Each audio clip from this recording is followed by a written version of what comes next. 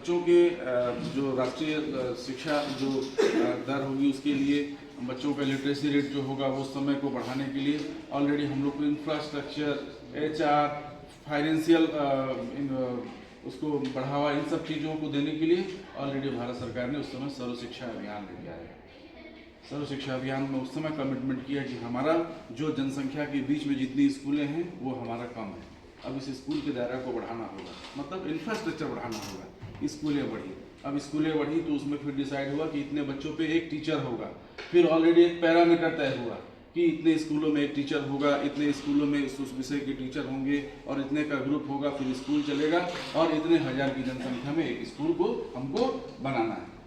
फिर उसके बाद इंफ्रास्ट्रक्चर बढ़ा, HR बढ़े मतलब आप टीचर्स बढ़े, पहले टीचर्स भी कम हुआ करते थे, हम टीचर्स बढ़े। फिर उसके लिए फाइनेंशियल प्रोविज़न करना पड़ा भारत सरकार को कि इसके लिए हमको बजट में आया। फिर धीरे धीरे 2005, 10, 11 में अभी भी कमिटमेंट में हम लोग अभी पीछे, मतलब भारत सरकार का ये है कि हमारा शिक्षा दर जो लिटरेसी रेट है वो तो बढ़ा है, लेकिन अभी हमको और आगे लेके जाना है। ऐसे ही हमारा स्वास्थ्य विभाग में भी उस समय क्या था कि जो बीमारियां का जो पैरामीटर था या जो शिशु मृत्यु दर, मातृ मृत्यु दर जो हमारा मेन पैरामीटर है, उस समय लेने के बाद फिर उस समय भी नेशनल लेवल पे राष्ट्रीय स्वास्थ्य मिशन आया। ठीक है, राष्ट्रीय स्वास्थ्य मिशन में सारे प्रोग्राम को एक क्लब करके, सारे प्रोग्राम को एक छतरी के टाइप पर एक राष्ट्रीय स्वास्थ्य मिशन दे दिया। उसमें सारे संचारी रोग, गैर संचारी रोग और हेल्थ एजुकेशन, IEC सारा कुछ को उसमें शामिल कर दिया। तो उसी में एक प्रोग्राम हमारा ये जो राष्ट्रीय किशोर स्वास्थ्य कार्यक्रम हम लोग का ये आया हुआ। बहुत सारे प्रोग्राम अभी हैं। देखिए, मैं आपको बताना चाहता हूँ कि हम लोग भी हेल्थ डिपार्टमेंट में भी 2 प्रकार के हमारे बीमारी होते हैं। एक तो संचारी रोग जो कि ऑलरेडी हमारे हवा में थूकने, छिकने, छूने से या और दूसरे इन्फेक्शन से होते हैं। गैर संचारी रोग जो आज के समय में बहुत ज़्यादा हम लोग को देखने को मिल रहा है, BP, शुगर, कैंसर और बहुत सारा ओबेसिटी और दुनिया भर के रोग। ठीक है, तो उसके लिए अब धीरे धीरे हेल्थ डिपार्टमेंट के साथ भी अब नए बीमारी के पीछे, नए चीज़ के पीछे हम आपके बीच में आ रहे हैं। हम आपके बीच में स्कूल स्वास्थ्य प्रोग्राम को इसलिए लेके आ रहे हैं इन सब चीज़ों को कि ऑलरेडी हम आपके साथ अभी 10 साल से काम कर रहे हैं। 10 साल से कर रहे हैं लगभग ना, 10 साल क्या 11 साल से कर रहे हैं हम स्कूल हेल्थ प्रोग्राम में। पहले क्या हुआ करता था, जब स्कूल के बच्चे बीमार पड़ते थे तब डॉक्टर और डॉक्टर की टीम जाती थी, या कोई विटामिन A और उस समय टिटनेस का टीका का कैंपेन चलता था। ठीक है, कैंपेन चलता था जो आपके स्कूली बच्चे थे, हम लोग भी छोटे छोटे थे, जब नर्स बहन जी को देखते थे या डॉक्टर को तो पता चला पीछे के दरवाजे से भाग गए। ठीक है, तो वो कैंपेन चलता था। आज के समय में TT वैक्सीनेशन आप भी अपने बच्चों को कराते हैं, गर्भवती को कराते हैं। फिर उसके बाद फिर जब बच्चा बड़ा होता है तो फिर TT10, TT16 फिर और आगे बच्चों को लगता है। तो बेसिकली उसके पीछे ये है कि जो टिटनेस का जो गंभीर बीमारी है उससे मौतों को कम करने के लिए हम उस टीकाकरण से बच्चों को कवर करें। और ऑलरेडी यूनिवर्सल टीकाकरण प्रोग्राम आपको सबको पता है, आपके बच्चों को लगवाते हैं, आप अपने को भी लगवाए होंगे। तो इसके पीछे उद्देश्य यही है कि वो बच्चे को हम सुरक्षित रख पाएँ, कुपोषित से दूर रख पाएँ और आपके स्कूलों में उपस्थिति बढ़े। तो उसके लिए हम लोग अभी आपके साथ 3 प्रोग्राम में काम कर रहे हैं। 3 प्रोग्राम में सबसे पहले शुरुआत हुआ था प्रोग्राम राष्ट्रीय कृमि मुक्ति दिवस। ठीक है, राष्ट्रीय कृमि मुक्ति दिवस के रूप में इसलिए अप्रोच आया कि पूरे भारत में ऑलरेडी ऐसा पाया, यूनिसेफ ने, बच्चों के लिए जो काम करने वाली संस्था है, उन्होंने पाया कि बहुत सारे बच्चों के पेट में कीड़े होते हैं और वो पेट में कीड़े होने के कारण उनकी खून की कमी से बच्चे कुपोषित होते हैं, बच्चे बीमार पड़ते हैं, सीखने की क्षमता प्रभावित होती है और दूसरा कोई बहुत सारा कॉम्प्लिकेशन सिर्फ खून की कमी से होता है।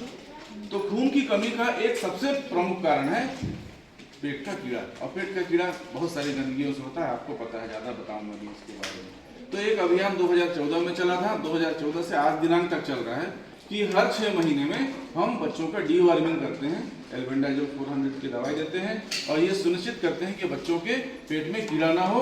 और आप ये सुनिश्चित करते हैं कि बच्चा साफ सुथरा हमारे स्कूल में आए, अपने घर के परिवेश के आसपास साफ सुथरा रहे, शौचालय का उपयोग सही से करे, शौचालय के बाद और खाने के तरीके, पौष्टिक आहार और नाखून, बाल और बाकी सब चीज को आप सुनिश्चित करते हैं। क्यों सुनिश्चित करते हैं कि आपके स्कूल के वातावरण में बच्चे ज्यादातर आते हैं और अपने घर में इन सब चीजों को सुनिश्चित करने के लिए आप उसको बच्चे को बताते हैं और इन सब चीज़ को सुनिश्चित करते हैं। दूसरा एक बड़ा कार्यक्रम जो हम लोग आपके साथ कर रहे हैं वो है राष्ट्रीय मतलब एनीमिया मुक्त भारत के अंतर्गत।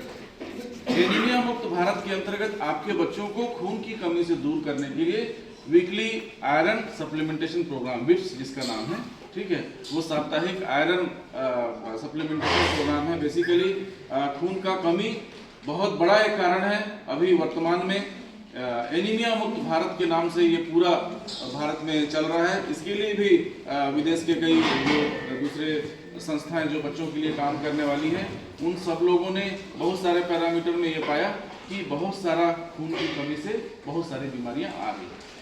बच्चों का अगर मैं आपको उदाहरण दूं तो बच्चों को ऑलरेडी खून की कमी, खासकर गर्ल्स चाइल्ड को, बच्चे लड़के को भी बहुत सारे खून की कमी से बहुत सारे कॉम्प्लिकेशन। एक सिंपल सा उदाहरण देता हूं। अभी एक और प्रोग्राम हम आपके साथ चला रहे हैं, वो है राष्ट्रीय सिकल सेल एनीमिया उन्मूलन प्रोग्राम। राष्ट्रीय सिकल सेल एनीमिया उन्मूलन प्रोग्राम में 0 से 40 वर्ष तक के सभी लोगों को मैंडेटरी किया हुआ है कि उनका एक बार सिकलिंग जांच कराना अति आवश्यक है, मैंडेटरी है, आवश्यक है। मेरे ख्याल से आपके सारे स्कूल के बच्चों का भी हो गया होगा। आप भी जो 40 साल के नीचे हो गए, आप लोग भी करा लिए होंगे। नहीं कराए होंगे तो कृपया करा लेना आप लोग। बेसिकली जो सिकल सेल जो है वो सिकलिंग बीमारी, विज्ञान के टीचर तो सभी लोग जानते होंगे, बाकी टीचर भी आजकल सोशल मीडिया और बहुत सारा प्रचार प्रसार का माध्यम है। तो सिकलिंग जो है ऑलरेडी आपके खून के बनने की प्रक्रिया को रोकता है, पता है सबको। तो अगर ज़्यादा जानना होगा तो बता देंगे बीच में आपको।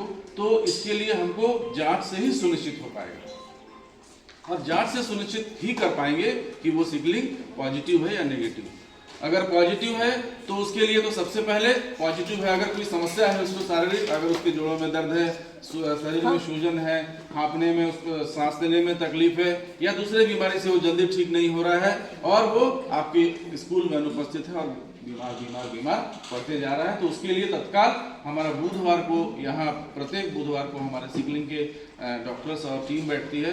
तो सिकलिंग के लिए जो दवाई है, जो उपचार है, उन सब चीज़ों को बताते हैं। लेकिन इसके रोकने के लिए जांच ही सबसे पहला उपचार है। तो आपको इंश्योर करना है कि आपके 100% बच्चों का सिकलिंग जांच हो जाए, तब जाके हम उनको खून की कमी से दूर करने का उपाय में कर सकते हैं।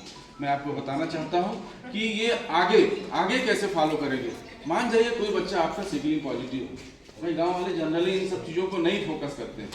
सिकलिंग पॉजिटिव है, बाद में पता चला 12वीं के बाद उसकी शादी ठीक हो गई और पता चला जिससे शादी कर रहा है वो भी सिकलिंग पॉजिटिव है।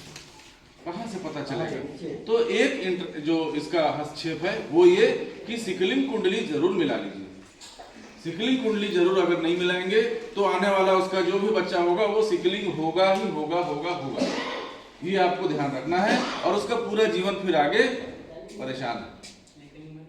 ब्लड ट्रांसफ्यूजन कराना पड़ेगा समय समय पे, बहुत सारी बीमारियां होंगी, कैजुअलिटी होगा, जो ठीक से वो काम कर रहा है वो सब सारा चीज़ को उसको फिर वो नहीं रोक सकते। तो हम लोग इसको प्रिवेंटिव के लिए जांच करेंगे, सिकलिंग कुंडली मिलाएंगे, और अगर जांच में पॉजिटिव आता है तो बहुत सारे उसके उपचार से वो आगे ठीक हो सकता है। और आगे रोकने के लिए उसको दोनों को मतलब पॉजिटिव नहीं होके आगे उसका होने वाला संतान फिर उसको नेगेटिव हो, ऐसा हम लोग प्रयास करेंगे। ये आपको एनीमिया मुक्त भारत के अंतर्गत हमको बताना है, ठीक है। तो इसको सुनिश्चित करने के लिए हम बता रहे हैं।